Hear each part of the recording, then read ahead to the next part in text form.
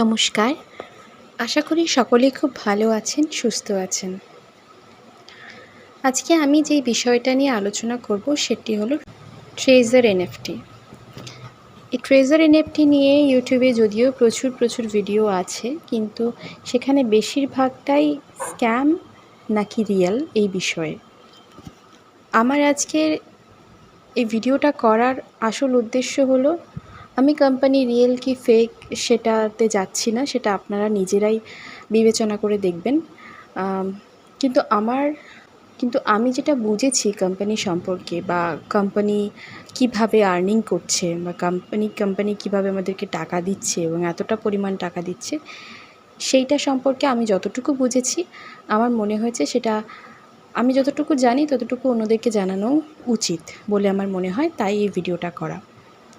এবার যার নিজের টাকা সে ডিপোজিট করবে কি করবে না, কোম্পানির ওপর ভরসা করবে কি করবে না, সেটা নিজেদের ব্যক্তিগত ব্যাপার।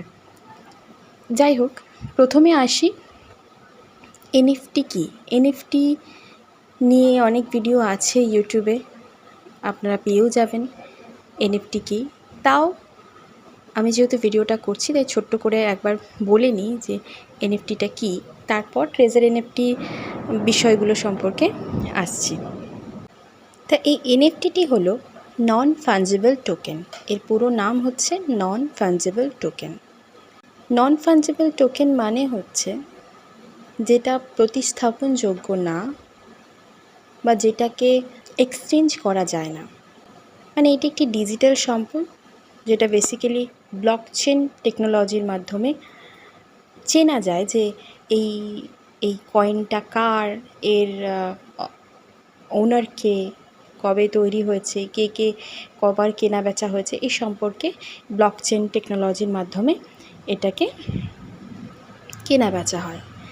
সহজ ভাষায় বলতে গেলে এনএফটি হলো এমন একটি ডিজিটাল সম্পদ যা একক এবং অনন্য, এবং এটি অন্য কোনো এনএফটির সঙ্গে একদম একইভাবে বিনিময় করা যায় না। যেমন আমার কাছে 100 টাকা আছে, আপনার কাছে 100 টাকা আছে, আপনার 100 টাকা আমাকে দিলেন, আমার 100 টাকা আপনাকে দিলাম, এক্সচেঞ্জ তো আমরা করতে পারি।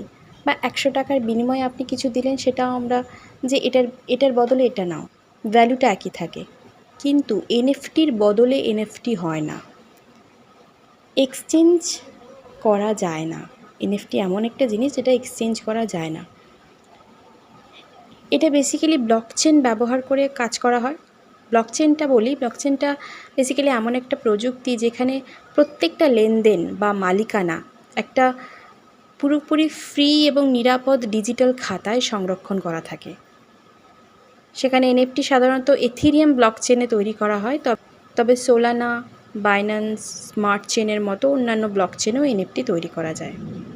এনএফটি তৈরি, বিক্রি এবং মালিকানা স্থানান্তরের জন্য এই স্মার্ট কন্ট্রাক্ট ব্যবহার করা হয়, যা এই যে লেনদেনটা সেটা সম্পূর্ণ করে। এবার এনএফটি কীভাবে কাজ করে যদি বলতে পারেন, ধরুন আপনি একটি ডিজিটাল চিত্র বা ডিজিটাল একটা ছবি এঁকেছেন, তৈরি করেছেন, এবং এটি এনএফটি হিসেবে বিক্রি করতে চান। এনএফটি কীভাবে কাজ করে তা বোঝার জন্য এটা বুঝতে হবে যে এনএফটি কীভাবে তৈরি হয়। এনএফটি হতে পারে কোনো ভিডিও, কোনো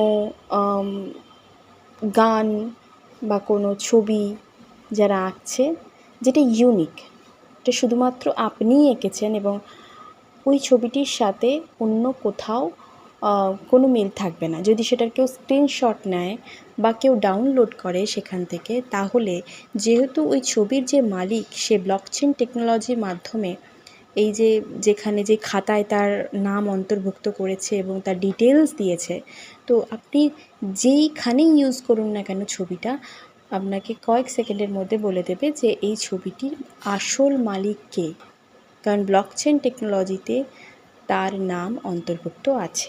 এবার এনএফটি বিভিন্ন জিনিসের হতে পারে, কারোর ছবি হতে পারে, কোনো স্পেশাল মোমেন্ট হতে পারে, সেটাকে আপনি এনএফটি বানিয়ে বিক্রি করতে পারেন, বা কোনো ভিডিও হতে পারে, কোনো গান হতে পারে, যা কিছু হতে পারে, ডিজিটাল আর্ট হতে পারে। যারা ডিজিটাল ক্রিয়েটার, গ্রাফিক ডিজাইনার, তারা এই ধরনের আর্টিস্ট যারা, তাদের জন্য এই অনলাইন প্ল্যাটফর্মটা খুব ভালো একটা প্ল্যাটফর্ম, যেখানে তারা এই ছবির লেনদেন কেনা বেচা করে থাকে। যেরকম আমরা ফিজিক্যালি যে ছবিগুলো যারা আর্টিস্ট যারা পেন্টিং করে এবং সেগুলো অকশন হয় এবং বিক্রি হয় সেটা সম্পর্কে যেমন জানি, ডিজিটাল ক্রিয়েটারদের জন্য এটা একটা সুন্দর প্ল্যাটফর্ম যেখানে এনএফটির মাধ্যমে তারা তাদের ছবিগুলোকে কেনাবেচা করে থাকে এবং প্রত্যেকবার বিক্রয়, যতবার এই ছবিটি বিক্রয় হবে ততবার যে ক্রিয়েটার, যে ওনার, সে একটা রয়্যালটি পাবে 10%, 5%, যেটাই হোক, সেটা সে যতবার এই ছবিটি বিক্রি হবে ততবার সে রয়্যালটিটি পাবে। এবার এনএফটি তৈরি ধরুন আপনি একটি এনএফটি তৈরি করলেন এবং সেই ডিজিটাল ছবিটি আপনি মার্কেট প্লেস যেমন ওপেনসি, রারিবল এগুলোতে আপলোড করলেন এবং ব্লকচেনে এটাকে লিস্টেড করলেন আপনার সমস্ত ডিটেলস দিয়ে। এই প্রক্রিয়াটিকে বলা হয় মিন্টিং, যেখানে আপনার ছবিটি একটি ইউনিক টোকেনে রূপান্তরিত হয়। এই যে এনএফটি মানে নন ফাঞ্জেবল টোকেন, আগেই বলেছিলাম, এই এনএফটি যে নন ফাঞ্জেবল টোকেনের অর্থটা এখানে হচ্ছে ওনারশিপ, মানে মালিকানাটা নির্দেশ করে। ঠিক আছে, যে এনএফটি নন ফাঞ্জেবলের মালিকটি কে, সেটি হচ্ছে টোকেন। এবারে এই এনএফটি যদি কেউ কিনতে চায় তবে সেই নির্দিষ্ট পরিমাণে ক্রিপ্টোকারেন্সি দিয়ে এটি কেনাবেচা হয়। ক্রিপ্টোকারেন্সির মাধ্যমে ডিজিটাল ছবি, ডিজিটাল জিনিসের মাধ্যমে কেনাবেচা হয়ে থাকে। এই ক্রিপ্টোকারেন্সি দিয়ে এটিকে কিনতে পারে। একবার বিক্রি হয়ে গেলে ব্লকচেনে রেকর্ড হয়ে যাবে যে নতুন মালিক ছবিটির কে। আবার সেই মালিক এটির দাম পুনরায় বৃদ্ধি করে আবার বিক্রি করতে পারে। যতবার এটি বিক্রি হবে ততবার তার একটি পার্সেন্টেজ যিনি ক্রিয়েটার তার কাছে যাবে এবং মালিক কতবার চেঞ্জ হচ্ছে সেটা ব্লকচেনে টেকনোলজিতে লিস্টেড থাকবে, যে এখন এর মালিক, আগে এই মালিক ছিল, মানে এইগুলো সব লিস্টেড থাকবে। যেহেতু এনএফটি ব্লকচেনে সংরক্ষিত তাই এর মালিকানা সহজেই যাচাই করা যায় এবং এটি নকল করা সম্ভব না। এটা কখনোই সম্ভব না নকল করা, কারণ এই সমস্ত কিছু এই টেকনোলজির মাধ্যমে। ব্লকচেন একটা ইটসেলফ অনেক সেফ একটা জিনিস, যেখানে হ্যাকারের পক্ষে অসম্ভব তো বলছি না, প্রায় সম্ভব না এরকম একটা, কারণ এই যে লিস্টিংগুলো যেগুলো থাকে বা লিস্ট হচ্ছে সেটা কোনো একটা সিস্টেমে নেই, সেটা এরকম মাল্টিপল চেইন ওয়াইজ বহু সিস্টেমে কোথায় তার শিকড় ছড়িয়েছে কেউ জানে না। তো তাকে যদি হ্যাক করতে হয় তাকে এতগুলো জিনিস হ্যাক করতে হবে, এতগুলো চেইন হ্যাক করতে হবে, সেটা প্রায় অসম্ভব, কখনোই সম্ভব না। তাই জন্য বলা হয় যে ব্লকচেন টেকনোলজিতে, ব্লকচেনে যদি কারোর কোনো জিনিস রাখা থাকে সেটা সুরক্ষিতই থাকবে, সেটা সেফ থাকবে, সেটা হারিয়ে যাবে না। আরও সহজভাবে যদি বলতে চাই, ধরুন এক শিল্পী একটি ডিজিটাল চিত্র আঁকলেন, এখন তিনি এটিকে এনএফটি বানিয়ে বিক্রি করলেন।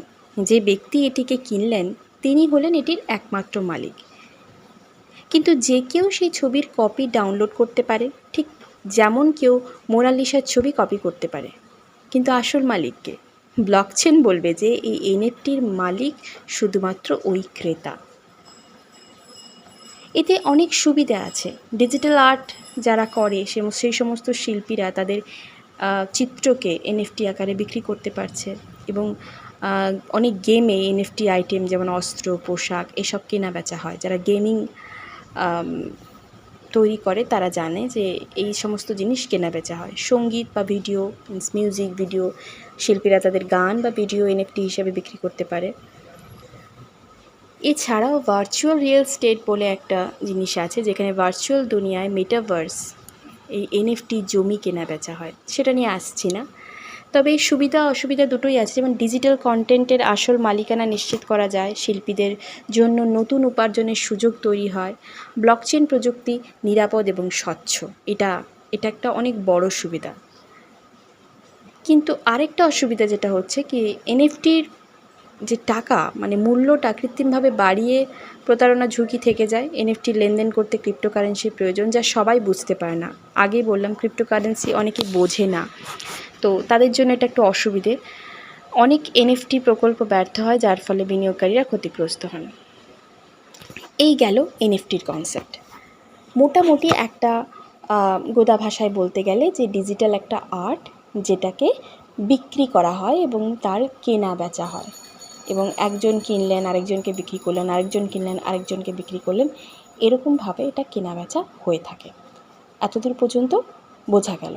এরপর আসছি আসল কথা, অর্থাৎ ট্রেজার এনএফটি নিয়ে। এই হলো ট্রেজার এনএফটি, ঠিক আছে।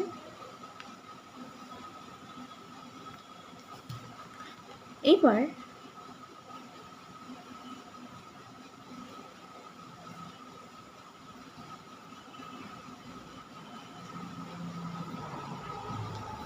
এনএফটি ক্রিয়েটার, এখানে হচ্ছে এনএফটি ক্রিয়েটার, এটা হচ্ছে ট্রেজার এনএফটি কোম্পানি, যেখানে সবাই যে যার মতো টাকা ডিপোজিট করছে। আমি এখানে কটা লাইন করে দিলাম। ধরুন ওয়ালেট ব্যালেন্স অনুযায়ী 50 থেকে 100 USDT, আবার 101 থেকে 200 USDT,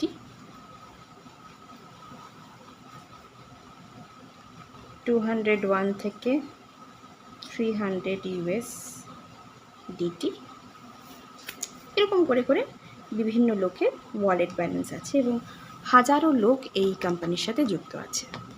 এবার কোম্পানি কি করে কাজ করছে?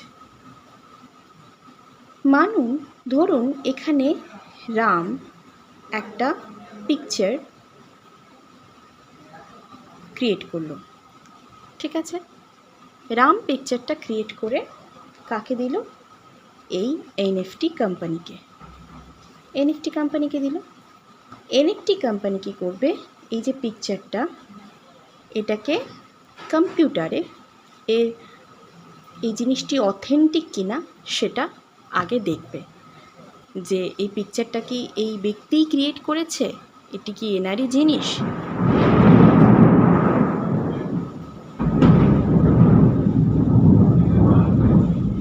সেটি ভালো করে যাচাই করার পরে তারপর যখন এটা টিকমার্ক হয়ে গেল যে হ্যাঁ এই ছবিটি অথেন্টিক, তখনও কি করবে?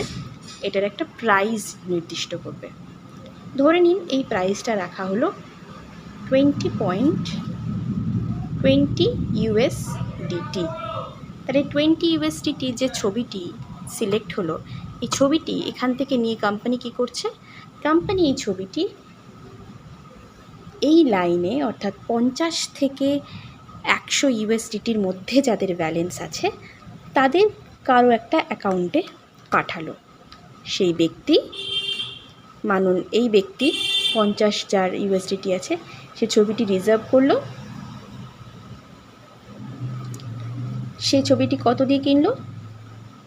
অর্থাৎ $20 দিয়ে কিনলো, 20 USDT দিয়ে কিনলো, এবং সে এটাকে বিক্রি করলো কোথায়? মানে কোম্পানি একে বললো রিজার্ভ করো, রিজার্ভ করার পরে কী করতে হবে? সেল করতে হবে। সেল করলো কততে? 20.2-তে ধরুন সেল করলো কাকে? এই ব্যক্তিকে।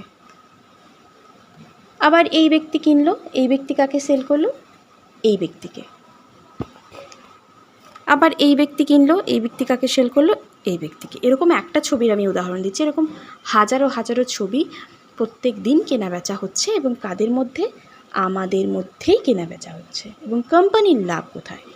প্রথম লাভ হচ্ছে কোম্পানি যখন ফার্স্ট এই ছবিটি রামবাবুর থেকে নিয়ে যখন সে আপলোড, মানে কোনো একটি ব্যক্তিকে, অর্থাৎ ইনি যখন কিনছেন ছবিটি, তখন এখানে পুরো মুনাফাটা লুটছে, অর্থাৎ এই 20.1 USDT যেটা দিয়ে কেনাচ্ছে প্রথম ব্যক্তিকে, সেই টাকাটা থেকে 10% বা 5% রয়্যালটি রামবাবুকে দিতে হচ্ছে। বাকি টাকা এনএফটি কোম্পানির, অর্থাৎ এনএফটি কোম্পানির কাছে চলে যাচ্ছে পুরো টাকাটা। এরপর থেকে যখন সেকেন্ড ট্রানজাকশন স্টার্ট হচ্ছে, অর্থাৎ এই $50 ব্যক্তি যখন $51 ব্যক্তিকে বিক্রি করছেন জিনিসটা, তখন এটা 3 ভাগে ভাগ হচ্ছে, অর্থাৎ কিছু পার্সেন্টেজ যাচ্ছে ট্রেজার এনএফটি কোম্পানিতে, কিছু পার্সেন্টেজ যাচ্ছে এই $50 ব্যক্তিকে, আর যেরকম রয়্যালটিও পাচ্ছে সেই রয়্যালটি। প্রত্যেকটি ট্রানজাকশানে কোম্পানির একটা পার্সেন্টেজ আছে, প্রতিটি ট্রানজাকশানে। তাহলে প্রতিটি ট্রানজাকশানে এখানে যদি 1 লক্ষ লোক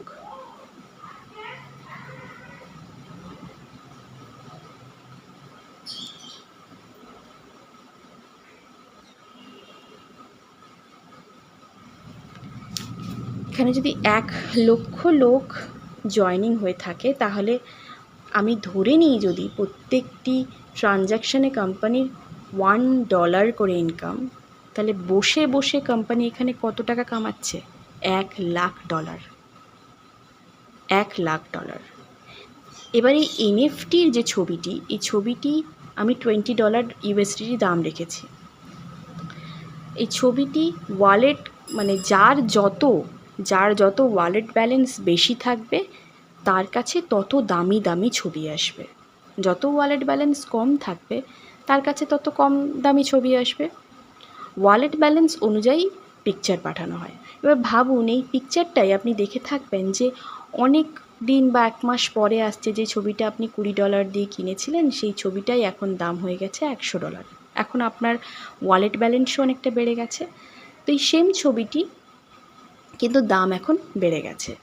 এবার একই ছবি একজন ব্যক্তি কিনছে $20 দিয়ে, একজন ব্যক্তি কিনছে $21 দিয়ে, আবার কোনো একটি ব্যক্তি সেটি কিনছে $100 দিয়ে, তাই তো?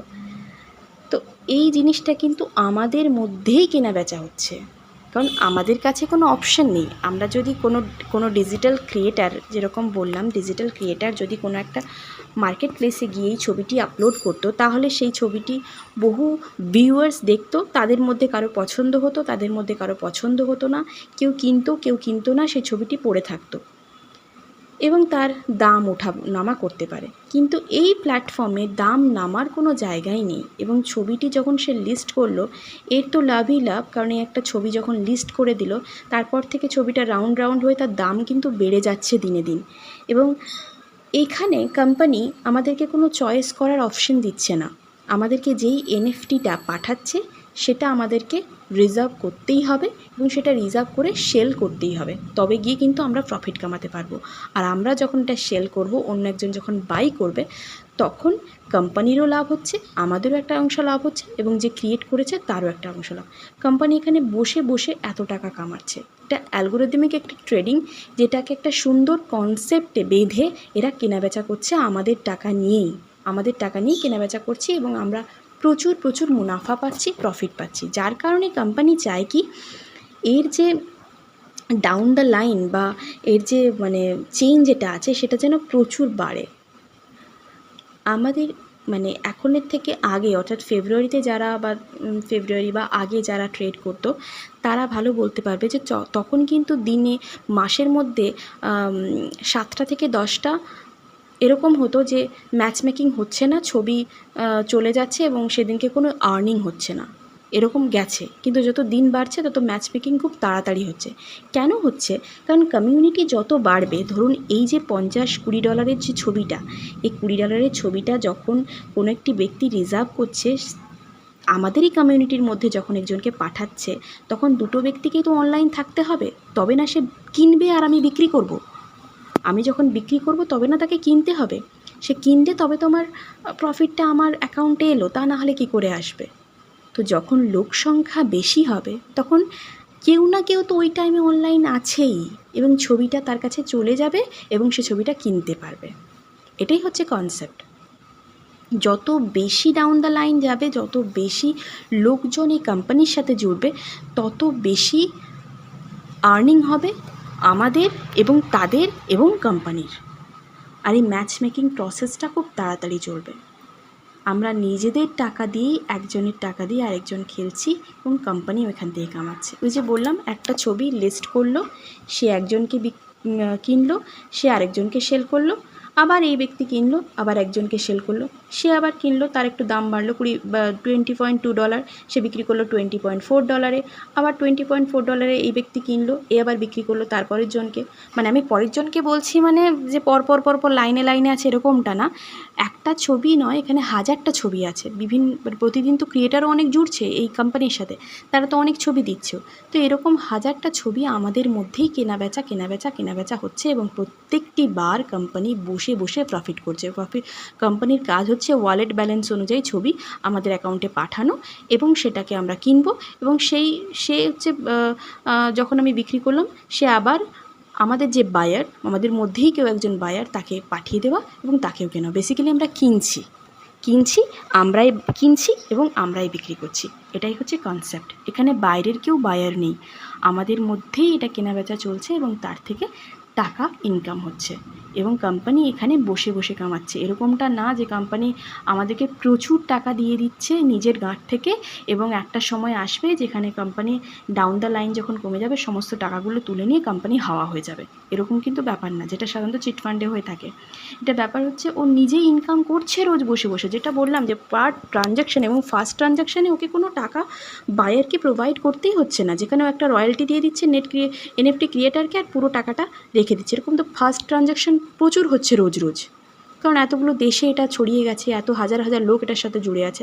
তো প্রত্যেক দিনই এরকম হচ্ছে, আর প্রত্যেক দিনই লাখ লাখ ট্রানজ্যাকশান হচ্ছে, যেখান থেকেও লাখ লাখ ডলার কামাচ্ছে। এবার কথা আসছে যে স্যালারি পর্যন্ত দিচ্ছে। স্যালারি কী করে দিচ্ছে আপনি ভাবুন, একটা লেভেলে যখন, অর্থাৎ লেভেল ফোরে যখন কেউ উঠে যাচ্ছে, তার ওয়ালেট ব্যালেন্স মিনিমাম হতে হবে 2000 USDT এবং তার ডাউন দ্য লাইনও 54 বা সামথিং কিছু একটা আছে।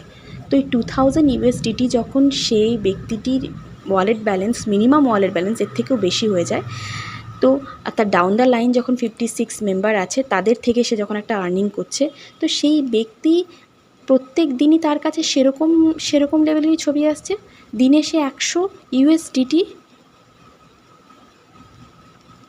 ছবি বিক্রি করছে এবং 100 USDT, তাহলে সে যদি 100 USDT রোজ কামাতে পারে, তার ইনকাম যদি 100 USDT রোজ হয়, তাহলে কোম্পানিরও তো সেম প্রফিট হচ্ছে 100 USDT। আর এখন 100 USDT সমান হচ্ছে প্রায় 90 টাকা করে যদি ধরি, 90 টাকার বেশি, কিন্তু ওটা 90 টাকা করে দিলাম। 100 USDT মানে প্রায় 9,000 টাকা। তাহলে কোম্পানি যদি প্রতিদিন সেই ব্যক্তির থেকে 9,000 টাকা করে ইনকাম করে, তাহলে তার মাসের ইনকাম কত দাঁড়াচ্ছে বুঝতেই পারছেন। তার প্রত্যেক দিন যদি তার 9,000 টাকা করে ইনকাম হয়, তাহলে তার 30 দিনে কত হয়ে যাবে? 2,70,000 টাকা। 2,70,000 টাকার থেকে যদি সে সেই ব্যক্তিকে 27,000 কি 30,000 টাকা স্যালারি দিয়ে দেয়, কোম্পানির কি খুব ক্ষতি হবে? হবে না তো, বরং এই ব্যক্তিটি মোটিভেট হলো, সে প্রচুর বেশি ইনকাম করতে পারলো এবং তার তো ডাউন দ্য লাইন আরও যে ইনকামগুলো হচ্ছে সেখান থেকেও তো সে একটা পার্সেন্টেজ পাচ্ছে, সেখান থেকেও তো কোম্পানির প্রফিট হচ্ছে, সে আরও 100টা লোক এনে দিতে পারবে। এইভাবে কিন্তু কোম্পানি চলছে এবং এটা খুব সুন্দর একটা সিস্টেম। এবার আমি বলছি না যে এটা রিয়েল ফেক এই সব জিনিস আমি যাচ্ছি না, সেটা আপনারা নিজেরাই বিবেচনা করবেন। আমি যতটুকু বুঝেছি কোম্পানি কিভাবে ট্রেডিং করছে সেইটা আমি আপনাদের সামনে বলার চেষ্টা করলাম। আমি নিজে করছি, যুক্ত আছি। আপনারা যদি যুক্ত হতে চান তাহলে নিজেরা বিবেচনা করবেন এবং এটা নিয়ে একটু ভেবেচিন্তে দেখবেন আমি যেটা বললাম সেটা। এবার টাকা ডিপোজিট করা না করা একান্ত নিজস্ব ব্যক্তিগত ব্যাপার, কিন্তু আমরা তো বহু জায়গায় অনেক টাকাই নষ্ট হয়ে যায় রোজকার দিনে, মাসে বহু টাকা হয়। এখানে যখন এত সুন্দর একটা প্রফিটেবল জায়গা, সেইখানে কেন আমি ডিপোজিট করব না? সেখানে যখন আমাকে এত সুন্দর আর্নিং দিচ্ছে, তাছাড়া কোম্পানি নিজেই বলছে যে আপনি যদি, আর এরকম কোনো ব্যাপার না যে আপনি যদি নিচে ডাউন দ্য লাইন না জয়েনিং করাতে পারেন তাহলে আপনি টাকা তুলতে পারবেন না, একদমই না। আমার বহু রিলেটিভস আছে যারা নিজেরা টাকা তুলেছে, এটা কোম্পানি বারবার বলে, কারণ কোম্পানি কমিউনিটি বাড়াতে চায়। যত কোম্পানির কমিউনিটি বাড়বে তত কোম্পানির লাভ এবং আমাদের নিজেদের লাভ। আমার নিচে যদি কমিউনিটি বাড়ে তাহলে সেখান থেকে তো আমি একটা পার্সেন্টেজ পাবো, আপনার নিচে যদি একটা কমিউনিটি বাড়ে সেখান থেকে আপনি একটা পার্সেন্টেজ পাবেন, আপনি একটা জায়গায় পৌঁছে যাবেন, সেখানে একটা ফিক্সড স্যালারি হয়ে যাবে, তো প্রত্যেকটা রেফারেলে একটা কমিশন পাবেন, সেটা সবাই পেয়ে থাকে। তো কেন করবে না মানুষ? কিন্তু এরকমটা না যে আপনি টাকা তুলতে পারবেন না, কোম্পানি এটা বলে যে পারবে না। এবার টাকা কি হয়, কোম্পানি যেটা বলছে যে 3 মাস তুমি তোমার টাকাটা ফেলে রাখো, 45 দিনই 45 দিন টাইম লাগে। যদি 10,000 টাকা ডিপোজিট করে থাকেন তাহলে ওটা 20,000 টাকা হয়ে যায়, মানে 200 USDT হয়ে যায় প্রায়। তো এই 3 মাসের মধ্যে তুমি যদি নিচে কাউকে না নামাতে পারো, তাহলে তোমার যদি মনে হয় যে না আমি আর এখানে থাকতে পারছি না, আমি কোম্পানি ছেড়ে বেরিয়ে যাব, আমার এসব ভালো লাগছে না, তাহলে তুমি 10,000 টাকা যেটা তুমি ডিপোজিট করেছিলে প্লাস যেই টাকাটা তুমি আর্ন করেছো 10,000-এর 30%, অর্থাৎ প্লাস 3,000 টাকা নিয়ে তুমি কোয়েট করে যাও যে না আমি করব না এখান থেকে, আমি 13,000 টাকা নিয়ে করি। কিন্তু তোমার যে ওই 13,000 টাকা তো তুমি তুলে নিলে, 13,000 টাকা তুলে নেওয়ার পরে তোমার কত পড়ে থাকলো? 70 70 USDT, 70 USDT, ঠিক আছে। 70 USDT তোমার পড়ে থাকলো, মানে 10,000 টাকা তুমি ডিপোজিট করেছো, 3,000 টাকা প্লাস 3,000 টাকা সমান হচ্ছে 13,000 টাকা নিয়ে তুমি কুইট করলে। আর যেটা ছিল কত, 200 USDT হয়েছিল। 200 USDTর মানে হচ্ছে 20,000 টাকা। তো 20,000 টাকার মধ্যে তুমি 13,000 টাকা তুলে নিলে। 13,000 টাকা তুলে নিলে 70 USDT কিন্তু তোমার মানে আপনার অ্যাকাউন্টেই পড়ে থাকলো। এই টাকাটা কিন্তু কেউ নিতে পারবে না। ইন ফিউচার 4 মাস, 5 মাস, 6 মাস পরে যদি আপনার মনে হয় যে না, আমি একটা লোক পেয়েছি এবং আমি আবার এটা কন্টিনিউ করতে চাই, আপনি আবার কন্টিনিউ করতে পারেন। আবার আপনার এই 70 USDT থেকেই কিন্তু আপনার কেনা বেচা আবার স্টার্ট হয়ে যাবে। আপনাকে আর ওয়ান টাইম মানে ডিপোজিট আপনি বারবার ডিপোজিট করতে পারবেন না। যা ডিপোজিট করার ওই একবারই করতে পারবেন। তো যে টাকাটা আপনার মনে হচ্ছে যে না আমার ডুবে যেতে পারে, আমার রিস্কি, তো আপনি প্রচুর সব কিছু লাগিয়ে 1 লাখ 1.5 লাখ এরকম টাকা লাগাবেন না। 10-20 যেটা আপনি পারবেন বেয়ার করতে, সেই টাকাটা দিয়ে আমার মনে হয় একটা ভালো প্ল্যাটফর্ম। যারা এই রিস্কটা মনে হচ্ছে নিতে চায় তারা নিতে পারে। কারণ কোম্পানির কী প্রফিট আছে সেটা আমি বোঝালাম, যেটা কোম্পানির প্রফিট। যারা বলছে যে কোম্পানির কোনো প্রফিট নেই, কোম্পানি কোথা থেকে বায়ার কোথা থেকে খুঁজছে, বায়ার কে দিচ্ছে, কেই বা এত এনএফটি কিনছে, সেটাই আমি বোঝালাম যে আমরাই বায়ার এবং আমরাই সেলার। আমাদের নিজেদের মধ্যেই এটা কেনাবেচা করছে এবং চেনের মধ্যে এটা ঘুরছে, বাইরে থেকে কেউ বায়ার নেই। তাই জন্য কমিউনিটি যত বাড়বে তত ভালো। এবং এনএফটি যারা ক্রিয়েট করছে, যদি কেউ ক্রিয়েট করতে পারে, তাদের একটা আলাদা অপশন আছে। তারাও এই প্ল্যাটফর্মে এনএফটি ক্রিয়েট করে এখানে দিতে পারে এবং বসে বসে টাকা কামাতে পারে। কারণ প্রত্যেকবার যতবার কেনাবেচা হবে, তাই সেই যত টাকার কেনাবেচা হবে সেখান থেকে 5%, 10% কিছু একটা রয়্যালটি সে বসে বসে পাবে। এই গেল কনসেপ্ট। এটা নিয়ে যদি কারোর কোনো প্রশ্ন থাকে, কেউ কিছু জানতে চান, তাহলে অবশ্যই কমেন্টে জানাবেন যে এবং আপনাদের ভিডিওটা নিয়ে কী মতামত, আপনারা কি ভাবছেন। হতে পারি আমি ভুল, বা আমার যে জিনিসগুলো সেগুলো হয়তো আমার অ্যানালাইসিস ভুল। আমি যেটা অ্যানালাইসিস করেছি এবং যেটা ভেবেছি, যেটা আমি দেখেছি কোম্পানির ফর্মুলাটা স্টাডি করে, সেটাই আমি আপনাদেরকে জানালাম। আমি হতে পারি ভুল, আপনারা যদি ঠিক হন তাহলে ঠিকটা জানাবেন, আমারও সুবিধা হবে এবং বাকিদেরও জানতে সুবিধা হবে। তবে ভুলভাল ইনফরমেশন দেবেন না কেউ। যদি কোনো কিছু সম্পর্কে না জেনে থাকেন, তাহলে না জেনে অবান্তর মন্তব্য কেউ করবেন না। তাতে অন্য যারা আছে তাদের অসুবিধে হয় এবং তারা বুঝতে পারে না যে জিনিসটা কি ঠিক কি ভুল। কারণ এই ব্লকচেন বা ক্রিপ্টোকারেন্সি ধরনের যে ট্রেডিং যেগুলো হচ্ছে, এনএফটি, এগুলো কিন্তু অথেন্টিক জিনিস। এগুলো যারা জানে না, এগুলো ইটসেলফ অনেক বড় একটা হিউজ, এগুলো নিয়ে পড়াশোনা করতে হয়, একদিনে জানা যায় না। কিন্তু না জেনে এটা fake, blockchain fake, cryptocurrency fake, এগুলোতে কিছু সব বললে মানুষ বিভ্রান্ত হয়। এবং যারা জানতে চায়, আমাদের জানতে চাওয়াটা তো অন্যায় না। এই ধরনের জিনিস যখন ইন ফিউচার আসছে, কেউ করি বা না করি, কেউ এই ধরনের প্ল্যাটফর্মে যুক্ত হই বা না হই, কিন্তু অবগত থাকলাম বা জানলাম যে এই ধরনের জিনিসগুলো আসছে এবং ইন ফিউচারে এই ধরনের জিনিস আসতে পারে, এরকমই হতে পারে। তো সেই জন্য বলছি, যারা জানেন না বা যারা এই সমস্ত ব্যাপারে অতটা জানেন না, তারা মন্তব্য করবেন না। কারণ যারা জানতে চায় তারা তাহলে জানার ইন্টারেস্টটা হারিয়ে ফেলবে। জানাটা তো অন্যায় না, করা না করা আলাদা ব্যাপার, সেটা নিজস্ব ব্যাপার। কিন্তু জিনিসগুলো সম্পর্কে জানলাম যে এগুলোও চলছে মার্কেটে, এটাই বলার। এবং ট্রেজার এনএফটি সম্পর্কে যদি আরও কোনো টেকনিক্যাল ভিডিও চান, যে এনএফটি কীভাবে অ্যাকাউন্ট ওপেনিং করব, বা টাকা কীভাবে নিজে নিজে ডিপোজিট করতে পারবো, কীভাবে টাকা তুলতে পারবো, এই ব্যাপারে যদি কোনো ভিডিও আপনারা জানতে চান, তাহলে অবশ্যই কমেন্ট করবেন, আমি এগুলো নিয়ে ভিডিও বানাবো। এই যে এনএফটিগুলো আছে সেগুলো অথেন্টিক কি না, সেটা কোথা থেকে সার্চ করব, বা এই যে পার্সেন্টেজগুলো নিজেদের মধ্যে ভাগ হয়ে যাচ্ছে সেটা কোথায় দেখতে পাবো, এই সমস্ত জিনিস যদি কোয়েশ্চেন থাকে আপনারা করতে পারেন। এছাড়াও যদি আপনাদের এই ধরনের ব্লকচেন বা এর ওপরে কোনো কিছু প্রশ্ন থাকে, তাহলে অবশ্যই করতে পারেন। আমার যতটুকু নলেজ আছে বা আমি যতটুকু জানি, আমি খুবই সামান্য জানি, কিন্তু যতটুকু জানি ততটুকু জানিয়ে সাহায্য করার চেষ্টা করব। ধন্যবাদ। যদি ভিডিওটি ভালো লাগে তাহলে নিজেদের মধ্যে শেয়ার করতে পারেন। আর আমি রেফারেল কোড দিয়ে দিয়েছি, আপনারা যদি কেউ জয়েন হতে চান, ইন্টারেস্টেড থাকেন, তাহলে ওই রেফারেল কোড দিয়ে জয়েন হতে পারেন। তাছাড়া কমেন্ট বক্সে আমি লিঙ্কটা পিং করে দেব, সেখান থেকে অ্যাপটি ডাউনলোড করে যদি নিজেরা সাইন আপ করতে পারেন তাহলে করে নিতে পারেন। আর ওখানে আমার কোডটা স্ক্রিনের ওপরই মেনশন করা আছে। যদি চান তাহলে কোডটি ইউজ করে, রেফারেল কোড ইউজ করে নিজেরা জয়েনিং হতে পারেন। ধন্যবাদ। সবাই ভালো থাকবেন, সুস্থ থাকবেন, সুস্থ রাখবেন, সাবধানে থাকবেন। আজ আসি, দেখা হবে অন্য কোনো দিন অন্য কোনো ভিডিওতে।